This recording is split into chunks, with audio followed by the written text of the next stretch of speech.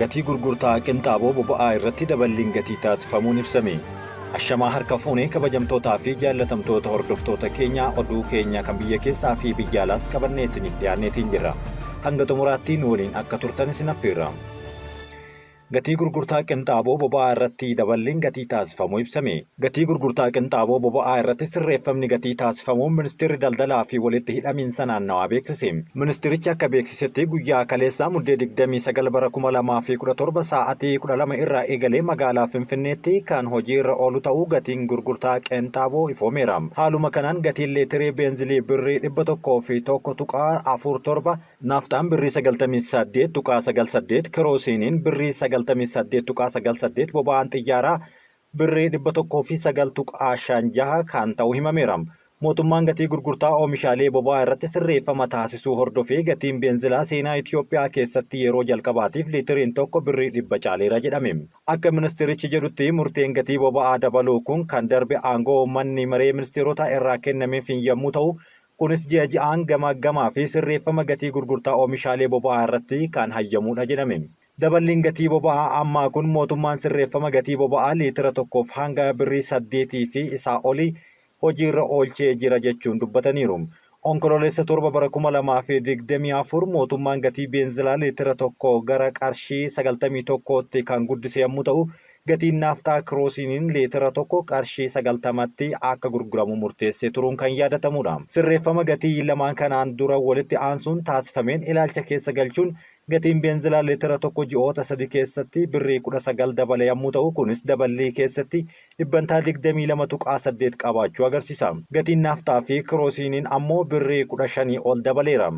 Gorsaan ministeera daldalaa fi walitti hidhamiinsa naannawaa kan ta'an Ahmad Tusaa sababni daballii gatii boba'aa kana gabaa addunyaa irratti jijjiirama gatii boba'aa mul'achaa jiruu fi riiformiin diinagdee tibbana hojiirra oole ta'uus kaasaniiru. Obbo Ahmad itti dabaluudhaan sharafni alaa amma jiru boba'aa gara Itoophiyaatti galchuu fi geejjibsiisuuf baasii bahuu ilaaluun gatiin boba'aa liitira tokko hanga birrii 120tti ol dabaluu akka danda'us ibsaniiru.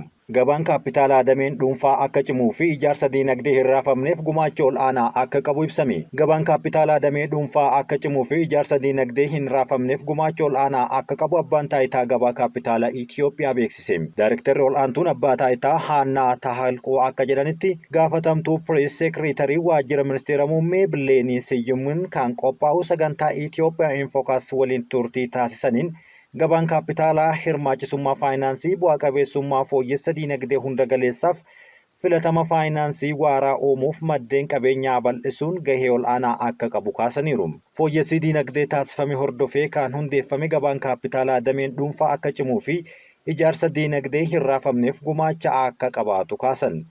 Sirna gabaa kaapitaalaa cimaa ijaaruuf ammoo qaama to'ataa cimaa, qunnamsiisaa gabaa amanamaa fi teeknoolojii hawwattoota akkasumas damichi abbummaa aksiyoona uummataa akka hoogganamu taasisa jechuun kaasaniiru.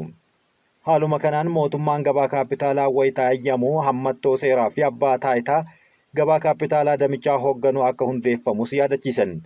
Aangaa labsiif kennameen abbaan taayitichaa hirmaannaa damee dhuunfaa fi mootummaas gama gabaan qabeenya sanada Itoophiyaa qabeenya sanada wal qunnamsiisuu fi wal simachiisuu hayyamni kennamuu ibsaniiru.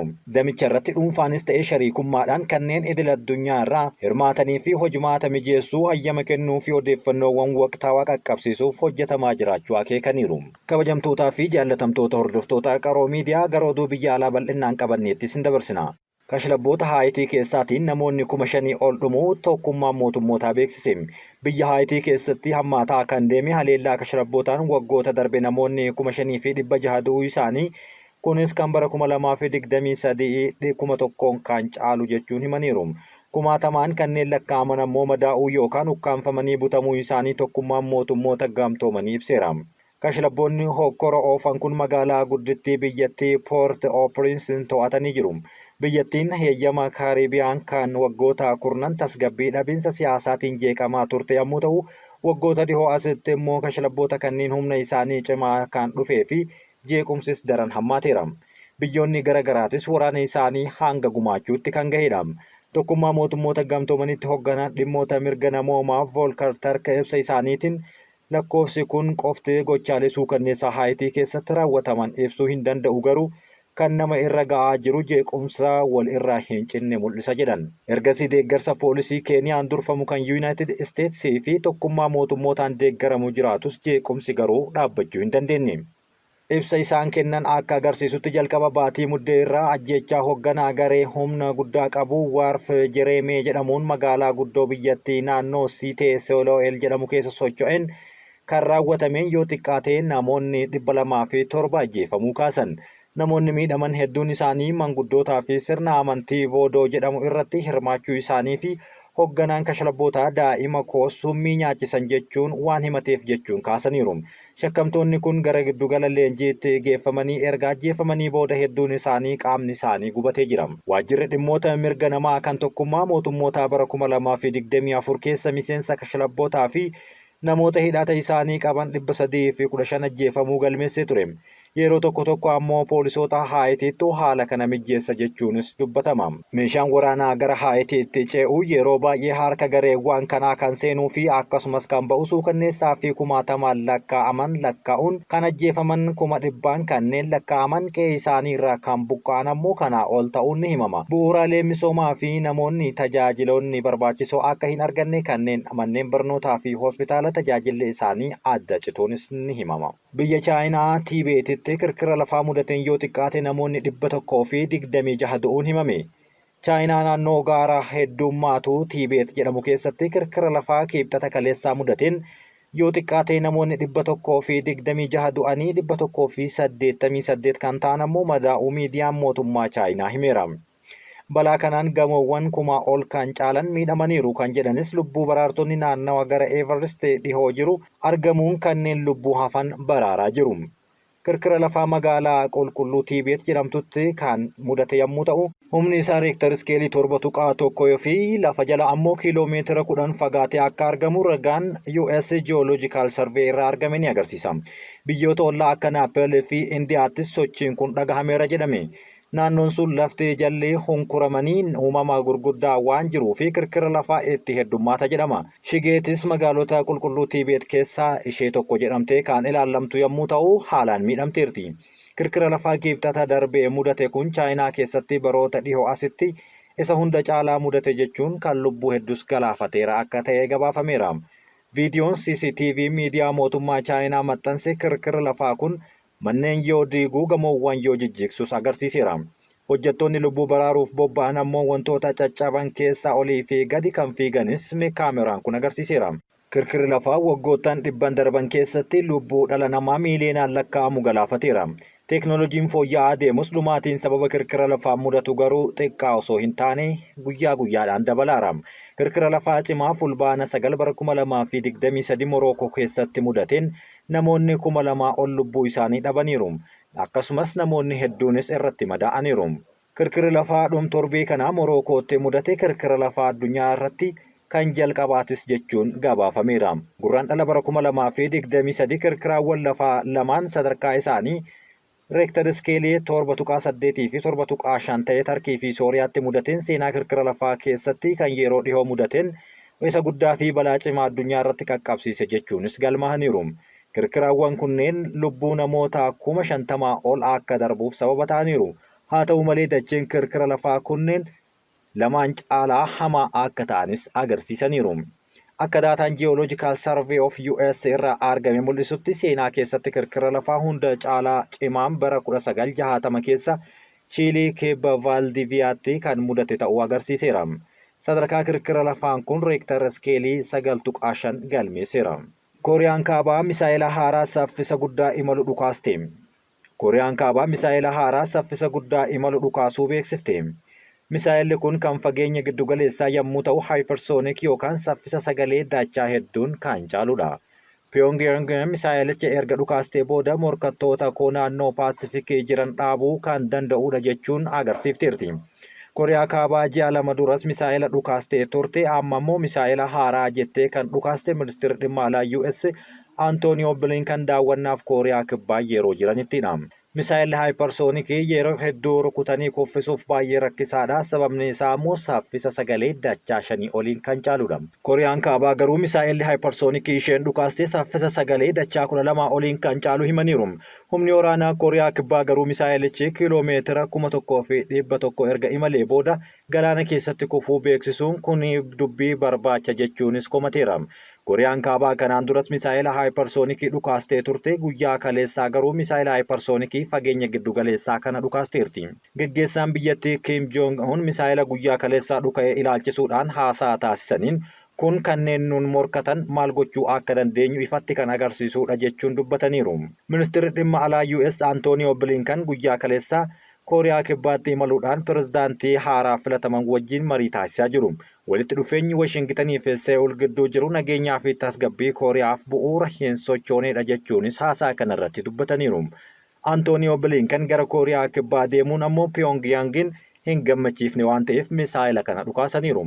Kooriyaan kibbaa gama isheetiin sochiin Pyongyang oomisha misaayilaa irratti taasiftu yeroo kamiyyuu caalaa hordofaa jiraachuu fi US fi Jaappaan waliin ta'uun odeeffannoo akka wal jijjiiraa jirtus kaasteerti. Kooriyaan kaabaa misaayilaa kana kan dhukaaste yeroo Kooriyaa kibbaatti raafamni siyaasaa dhalateetti jechuunis sodaa guddaa uumeera. Pirezidaantiin biyyattii labsii yeroo muddamaa seeraan ala labsan jechuun aangoorraa akka kaafaman torbaanota Seewul keessatti mormiin geggeeffamaa jirudha. Kooriyaan kaabaas rakkoo siyaasaa Kooriyaa kibbaa jiru akka carraatti fayyadamuun misaayila haaraa kana dhukaasaa jirti jechuun xiinxaltoonni biyyoota garaagaraa ni dubbatu. Warri Pyongyang addunyaa irraa abbaa irrummaan beekamu yommuu ta'u Kim Jong-un fi maatiin isaa jaarraa walakkaa oliif bulchaniiru. Biyyattiin filannoo Ameerikaa geggeeffame guyyootaan booda misaayila fageenya gabaabaan imalan 5 dhukaasuun ishee ni yaadatama. Guyyoota duraa ammoo US xayyaarota waraanaa fageenya dheeraa imalan garasitti erguun Kooriyaa kibbaa fi Jaappaan waliin wal ta'uun shaakala waraanaa geggeessuun isaanii waan dagatamu miti. Obboleettiin Kim Jong-un Kim Yo-jong tarkaanfii US kana balaaleffachuun dheekkamtee jirti. Oduu biraatiin Israa'el hidhattoonni Hizbollaa kibba Libaanos keessaa yoo bahan qofa dhukaasa akka dhaabdu akeekkachiifte. Waliigalteen dhukaasa dhaabuu kun guyyoota 60 keessatti Hizbollaa laga Liitaanii bira darbee akka buufata waraanni Israa'el ammoo guutumaa guutuutti dachee Libaanos keessaa bahu kan akeekudha. Guyyaan xumuraa guyyoota 60 humnoonni wal waraanaa jiran lamaan irratti walii galan keessaa guyyoonni 19 qofti hafeera. Guyyoota gareen kun kibba Libaanos laga Liitaanii bira darbee sirni dhukaasa dhaabuu garee kanaan waliin taasifamaa ture kufaa ta'uu akka danda'u akeekkachiifteerti. Israa'el Hamaas irratti waraana labsitee guyyoota booda gareen hidhattoota Falastiin kanaaf deeggarsa qabu agarsiisuuf waraana kana keessatti kan makame Hizbollaan dhiyeenya kana Teel Aviv waliin waliigaltee dhukaasa dhaabuu irra gahuun ni yaadatama. Waliigaltee kana keessatti gamoonni lamaan onkololeessa 27 irraa eegalee guyyoota 60f wal waraansi akka dhaabbatu waliigalanii turan. Yeroo kanatti loltoonni Hizbollaa daangaa Israa'elii fi Libaanos irraa kiiloomeetira 40 duubatti akka deebi'an kan eeggamu yommuu ta'u humnoonni lafoo Israa'el guutumaa guututti dachee Libaanos keessaa akka bahan ni eeggama. Waliigalteen dhukaasa dhaabuu guyyoota 16 kan hafe yommuu ta'u yeroon xumura isaanii ga'iin dura gareewwan hidhata kibba Liitaanii jiran loltoota Libaanosii fi nageenya eegdota mootummoota gamtoomanii qofa irratti daangeffamuu akka qaban tumameera. Israa'elii fi Hizbollaa haala waliigaltee kanaa cabsee jira jechuun yeroodhaa gara yerootti irra deddeebi'u wal himatu.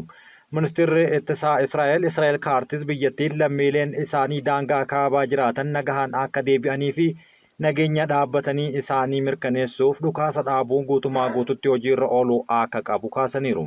Garuu gareen Hizbollaa Iraaniin deeggaramu kun daangaa kibbaa irraa yoo hin baane waliigalteen kun hin jiru jechuunis dubbataniiru. Hoogganaan Hizbollaa Naa'em Qaasim gama isaaniitiin guyyoota 60 keessatti kabajuu dhiisuun murtee garee keenyaati jechuunis dubbatan. Israa'el dhukaasa dhaabuu cabsitee obsa fixachuu dandeenya yookaan obsa keenyatti fufuu dandeenya garuu yeroo tarkaanfii fudhachuu barbaannetti isaan jalqabanii beeku jechuunis kaasaniiru. Gabaasni humna nagaa eegsistuu dhaabbata mootummoota gamtoomanii Libaanos keessa jiru waliigaltee dhukaasa dhaabuu hojiirra erga ooleen booda torbaan tokko osoo hin guunne Israa'el waliigaltee kana yeroo 100 ol cabsiteerti jechuun himateera. Naannoon baha giddu galeessaa yeroo muraasa callisee ture dhiphinni gara haala duraaniitti akka deebi'uu fi haala tasgabbaa ta'etti deemuu fi dhiisuu murteessuun guyyoonni hafan murteessaa ta'uu kaasaniiru. Kabajamtootaa fi jaallatamtoota hordoftoota Qaroo Miidiyaa oduu keenya kan hangammaatti isiniif qabanne kanuma waan waliin turtaniif galatooma.